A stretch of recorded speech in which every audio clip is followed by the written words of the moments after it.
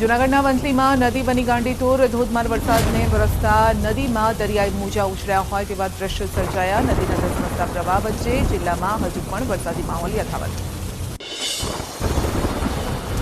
જૂનાગઢના વાડિયા-હાટીનામાં વરસાદની ધમાકેદાર બેટિંગથી જળબંબાકારની સ્થિતિ। ધોધમાર વરસાદ વરસતા નદીમાં ધસમસતો પ્રવાહ શરૂ થયો। પૂર જેવી સ્થિતિ સર્જાતા ખેતરો પાણીમાં ગરકાવ। જૂનાગઢમાં જળ પ્રલયની સ્થિતિ। બારે મેઘ ખાંગા થતા રસ્તાઓ બેટમાં ફેરવાયા। કેશોદની શ્રી બાલગામ પ્રાથમિક સીમ શાળામાં નદી વહેતી થઈ। જળબંબાકારની સ્થિતિ સર્જાતા શાળામાં રજા જાહેર।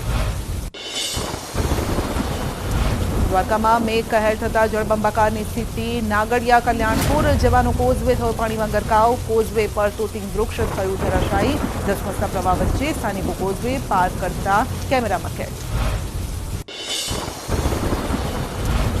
પોરબંદરનું રાણાવાવ પણ થયું પાણીમાં ગરકાવ। ધોધમાર વરસાદના પગલે અનેક રોડ ધોવાયા। અનેક વિસ્તારોમાં ભરાયા વરસાદી પાણી। ઠેર ઠેર પાણી ભરાતા જનજીવન પર અસર। કચ્છમાં પણ મેઘમહેર સારો વરસાદ થતા ઠેર ઠેર ભરાયા વરસાદી પાણી। રસ્તાઓ પાણીમાં ગરકાવ। વાહન ચાલકોને હાલાકી। ભારે વરસાદથી અનેક ધોધ સક્રિય। ધોધ જીવન થતા આહલાદક દ્રશ્યો સર્જાયા। જૂનાગઢના ટીંબાવાડી ગામમાં પણ વરસાદે ધડબડાટી બોલાવી। વરસાદે મન મૂકીને વરસતા અનેક વિસ્તારો થયા પાણીમાં ગરકાવ। ઘૂંટણસમાં પાણી ભરાતા લોકોને અવરજવરમાં હાલાકી। જૂનાગઢમાં સાર્વત્રિક વરસાદ। વધાવી ગામમાં પણ ખાબક્યો ધોધમાર વરસાદ। પવન સાથે વરસાદ વરસતા વાતાવરણમાં ઠંડક। ગીર સોમનાથના તલાલા ગામે પણ ખાબક્યો વરસાદ। ક્યાંક ધોધમાર ક્યાંક છૂટોછવાયો વરસાદ। ચારે તરફ હરિયાળી છવાઈ। સારા વરસાદથી વાતાવરણમાં ઠંડક। પોરબંદરમાં બારે મેઘ ખાંગા થયા। ધોધમાર વરસાદ જામતા ઠેર ઠેર ભરાયા વરસાદી પાણી। ઘૂંટણસમાં પાણી ભરાતા વાહન ચાલકોને હાલાકી। દ્વારકામાં જળબંબાકારના પગલે અનેક ગામો પાણીમાં ગરકાવ। સૂરજ કરાડી ગામની સોસાયટીમાં ઘૂસ્યા વરસાદી પાણી। ઢીચણસામાં પાણી ભરાતા રહીશોને હાલાકી।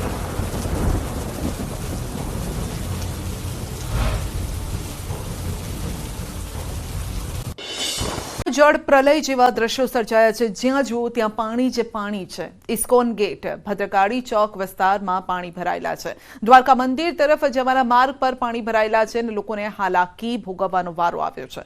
ગઈકાલે 12 ઇંચથી વધુ વરસાદ પડ્યો। આજે વહેલી સવારથી 7 ઇંચથી વધુ વરસાદ છે। મુશ્કેલી સર્જાય છે અને ઓખા જવાનો હાઈવે આ જ છે જ્યાં પાણી ભરાયેલા છે।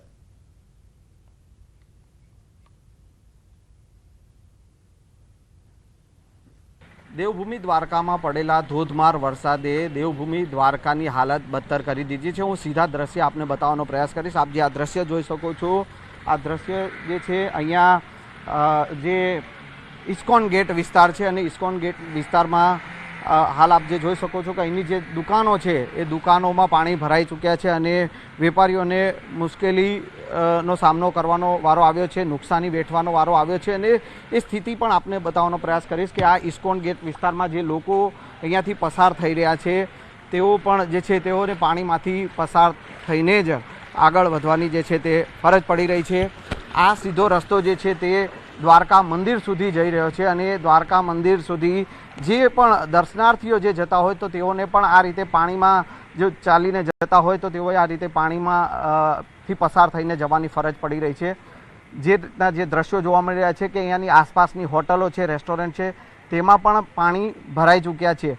સ્થાનિક લોકોના જણાવ્યા પ્રમાણે ગઈકાલે 12 ઇંચ જેટલો વરસાદ જે દ્વારકામાં પડ્યો હતો તે પાણી ઓસર્યા નહીં અને તેમાં જ વહેલી સવારે આજે પણ વરસાદ વરસ્યો અને અત્યાર સુધીમાં વધુ 7 ઇંચ જેટલો વરસાદ પડી ચૂક્યો છે અને તેના કારણે આ હાલત ખરાબ થઈ છે। અહીં આપ જે જોઈ રહ્યા છો કે ઘરોમાં પાણી છે અને તેના કારણે કેટલાક લોકો જે છે કે તેઓએ ટેરેસ પર જે છે તે આશરો લેવાની જે ફરજ પડી છે। એટલે કે આ હાલત અહીંયા દેવભૂમિ દ્વારકાની છે। દ્વારકામાં તમામ જગ્યાએ ભદ્રકાળી ચોક વિસ્તાર હોય કે આ ઇસ્કોન ગેટ વિસ્તાર હોય, તમામ જગ્યાએ પાણી જ પાણી જોવા મળી રહ્યું છે અને સ્થાનિક લોકો જે છે તેઓ આપણી સાથે છે।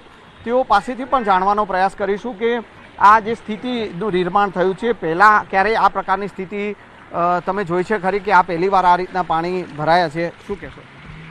દ્વારકામાં પાણી બહુ છે, ત્યાં ઇસ્કોન ગેટ પાસે ને આપણે કયો ચોક છે બીજો ભદ્રકાળી ચોક, એમાં બહુ પાણી છે, કોઈ જઈ નથી શકતું, બધા ચાલીને જાય છે ધીમે ધીમે, વાહનો બધા બંધ છે, હોટલો વાળા પણ બંધ છે બધા. મંદિર તરફ જવાનો આ એક માર્ગ છે આખો? મંદિર માટે આ છે, પણ આમથી રિલાયન્સ રોડ મીઠાપુર ઓખા માટે આ છે, બાકી તો બધું મંદિર બાજુનો જે છે પાર્કિંગ એરિયો એ પણ ખુલ્લો છે, ત્યાં જઈ શકે મંદિરે. બસો બધી બારે ઊભી છે પોલીસ ચોકીની આજુબાજુમાં ને હાથી ગેટ પાસે ઊભી છે. અન્ય ભાઈ જે છે તેઓ આપણી સાથે છે. શું કહેશો, આ જે આવી આખો આ જે રોડ જે છે કઈ તરફ જાય છે? આખો મીઠાપુર ઓખા નેશનલ હાઈવે છે. બેટ દ્વારકા ઘણા ઘરોની અંદર પાણી છે. જો વરસાદ રહી જાય તો સાંજ સુધીની અંદર સ્થિતિ સામાન્ય થવાની અથવા તો થોડી રાહત થવાની શક્યતા છે. ગ્રામ્ય વિસ્તારમાં પણ 50% વિસ્તારોની અંદર આજે પણ વીજળી નથી, અને અહીંયા જ્યાં સુધી શહેરને લાગે વળગે ત્યાં સુધી ઘરવખરીને નુકસાન થયું છે, વીજ સપ્લાયની કટોતી થઈ ગઈ છે. એટલે એના માટેના પ્રયાસો વહીવટીતંત્ર અને નગરપાલિકા સાથે મળીને કરી રહ્યા છે. પણ ગઈકાલે અમે 12,000 ફૂડ પેકેટ બનાવડાવ્યા હતા, અને લગભગ 600-700 ઘરની અંદર અમે પહોંચી શકાતા દૂધનો સપ્લાય આપવા માટે. અને ફૂડ પેકેટ છે એ તો જે આશ્રય સ્થાનો છે ત્યાં અમે આપ્યા છે, એટલે મોટી સંખ્યામાં અસર થઈ છે. હું આ ચોક્કસ આંકડો કહી શકું એમ નથી. પોરબંદર ખીજડી પ્લોટથી છાયા ચોકી તરફ જતો રસ્તો પણ પાણીમાં ગરકાવ છે. ઘૂંટણસમાં પાણી ભરાયા છે. રસ્તા પર નદીઓ વહેતી હોય તેવા દ્રશ્યો છે.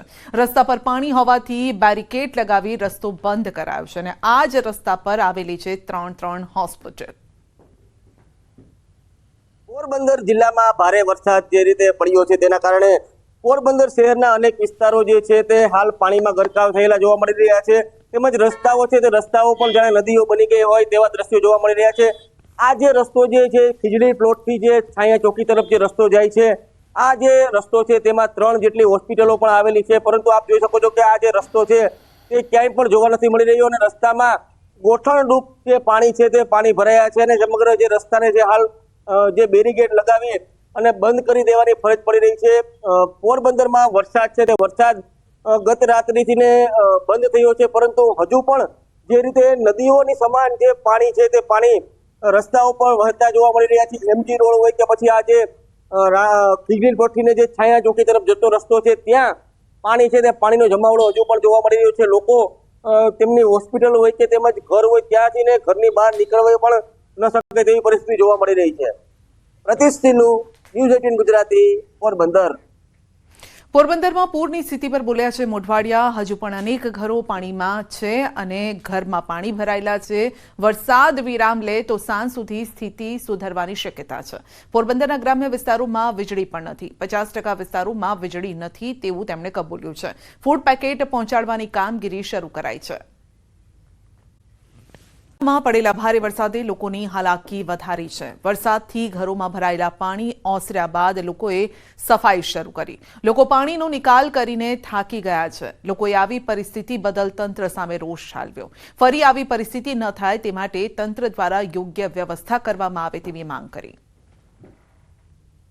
પોરબંદર જિલ્લામાં જે રીતે છેલ્લા 48 કલાકની અંદર 24 ઇંચ કરતા વધુ વરસાદ ખાબક્યો છે, તેના કારણે પોરબંદર શહેરની જે મોટા ભાગની સોસાયટીઓ છે, વિસ્તારો છે, તે પાણીમાં જળબંબાકારની પરિસ્થિતિ છે તે જોવા મળી હતી. ઘરમાં 1 ફૂટથી વધુ જે પાણી છે તે ઘરમાં પાણી ભરાયા હતા. આજે આપ દ્રશ્યો જોઈ શકો છો કે રાજીવનગરના છે. રાજીવનગરના આ ઘરમાં પણ પાણી છે તે પાણી 1 ફૂટથી વધુ ભરાયા હતા, જેના કારણે તેઓને ઘર વખરી તેમજ જે તેમનું જે ફર્નિચર છે સહિતની જે નુકસાની છે તે થઈ હતી, અને જે વાહનો છે તે વાહનો પણ પાણીમાં ગરકાવ થઈ ગયા હતા. લોકોએ આ જે રાત છે તે રાત પણ આ પાણીમાં ભરાયેલા પાણીમાં ગુજારી હતી, જેના કારણે ભારે હાલાકી છે તેમને ભોગવવી પડી હતી. અને પરિસ્થિતિ એવી છે કે લોકો હવે વરસાદ જે વાતાવરણ છે વરસાદી અને જે વરસાદ પડે એને લઈને પણ ડર છે ક્યાંક ને અનુભવી રહ્યા છે. આપણી સાથે સ્થાનિક છે, તેમને પૂછી મહિલાને કે શું પરિસ્થિતિ હતી બેન? હું એ વાત એમાં કરવી હું 12 વાગ્યાથી અમે 12 વાગ્યા સુધી સફાઈ કરી તો અમારું પૂરું પડ્યું. આખું ફ્રી બધા ડ્રોવર બધું ફર્નિચર 1 ફૂટ પાણી ભરેલું હતું ઘરમાં, ને અમે હટાલમાં અમે જમ્યું નથી તો અમને કોઈ પૂછવા ન થાય કે તમે શું જમ્યા કે હું દૂધ પાણી કરીને આવ્યું નથી કે અમે કઈ પીએ કે કઈ કરીએ. કાલથી અમે આવી પરિસ્થિતિમાં છે. હજી અમારું આમાં આરો ન થયો કે કેટલા દી અમારો આરો બીક લાગે કે હવે શું કરશું અમે રાતના 12 વાગ્યા સુધી સફાઈ કરી તો પૂરું ન પડ્યું જે કાઢીઓ પૂરી દીધો ને તો અહીંયા પાણી બધું ભરાણું પછી કાઢીઓ કાઢ્યા પછી આવી રીતના થયું કે નીકળ્યું પાણી ને રાતના 12 વાગે તો ઘરમાંથી નીકળ્યું બાકી ગલીમાંથી હજી નીકળ્યું નથી અમે કઈ સાફ સફાઈ કરવી ને પાણી પીવાનું નથી અમારા પાસે તો અમે આ જો દોરા પાણી ફિલ્ટરમાં ઓલું ફિટ કરી પીએ એ પાણીનું તંત્ર પૂછવા ન થયું કે તમે શું કરો ને અમે હવે અત્યારે થાકી ગયા કાલે અત્યારે કાલે લાઇટ ની પણ શું પરિસ્થિતિ હતી પાણી ભર્યા હતા આખી કઈ રીતના રાત ગુજારી અમે પાણી આવી છે ને ગઈ રાતના આખી રાત એમને એમ થયું બરોબર આ રાત અને આવતી રાતના 6 વાગ્યા પાણી આવી ગયું હતું અમે વિચાર ને 5:30 વાગે તો 5:30 વાગે પાણી આવી ગયું હતું અને 5:30 વાગે પાણી આવી ગયા પછી અમે બધા જેટલા અમને આમાં ગ્રુપમાં નાખીને એમ કહે કે તમારે અમને રિંગ કરવાની જે અગ્રેસરો હતા રાજકારણી હતા એને કાઉન્સિલર ને આ છે બધા તો એની અમે જયારે મોબાઈલ 6 વાગે ચાલુ કર્યા ને કે ભાઈ તમે આવી રીતના પાણી આવી ગયું તમે કઈક વ્યવસ્થા કરો તો બધાના મોબાઈલ બંધ આવતા અને બધાને મોબાઈલ બંધ આવતા હતા એની અમે પછી અહીં બધું અમારું હકેલવાનું હોય તો કઈ હકેલે તો 2 માણસ છે બરોબર વૃદ્ધ એટલે વૃદ્ધ કેટલું ઢળી શકે એટલે અમારે 50% આમ બગડી ગયો કે ઢળી ન હકે એને હિસાબે ને બીજા નંબરમાં હું પછી આ બધું ભેગું ખાવાનું તો થઈ ગયો ઘરનાઓને કીધું તમે ઉપર બેહો ને હું ગયો રોડ ઉપર ગયો તો એ લોકોને જીસીબી આવતી આ તે આપણે એમ કે ભાઈ તમે આગે ના તોડો તો એ કોઈ જવાબ જ અમને આપતા નહોતા એ એનું મનનું ધાર્યું કરતા હતા જો એ મનનું ધાર્યું ન કર્યું ને કોકનું હાંડલું હોત ને આ સ્લેબ ભરેલું તોડી નાખ્યું હોત તો આટલી માણસને જે રાજીવનગરમાં નુકસાની આવી ને નુકસાની ના આવે અને એ છતાંય પણ પાછું જોયો પાછા આપણે એને એમ કહીએ કે ભાઈ તમે આવી રીતના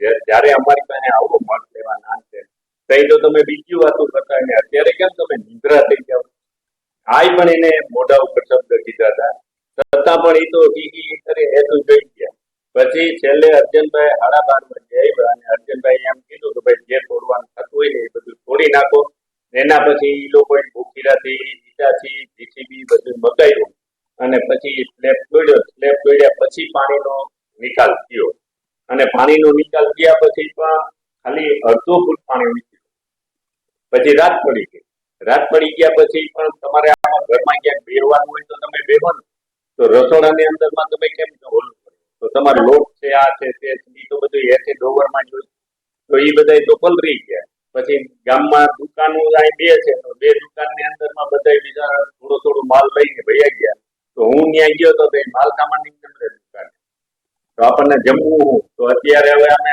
5:30 વાગ્યાના ઉઠીને સાફ કરીએ તો અત્યારે આ ઘર સાફ થયું હવે સાફ થયું એ પછી અમે રાતીએ જે કઈ મશીનો લોટ લઈ હતા થઈ ને તો તંત્રની અટાણે સુધીમાં એટલી ખબર નથી ને હજી અટાણે તમે આવ્યા ત્યારે પણ એ લોકો ન થઈ તમે ગામમાંથી અહીં મૂકી આવ્યા એ લોકો અહીંયા તમારે તો અમારે